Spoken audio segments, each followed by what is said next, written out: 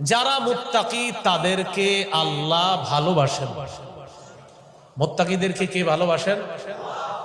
সূরা তাওবা 4 নম্বর আয়াত আল্লাহ বলেন, ইন্নাল্লাহা ইউহিব্বুল মুত্তাকিন, নিশ্চয়ই যারা মুত্তাকি তাদেরকে আল্লাহ ভালোবাসেন।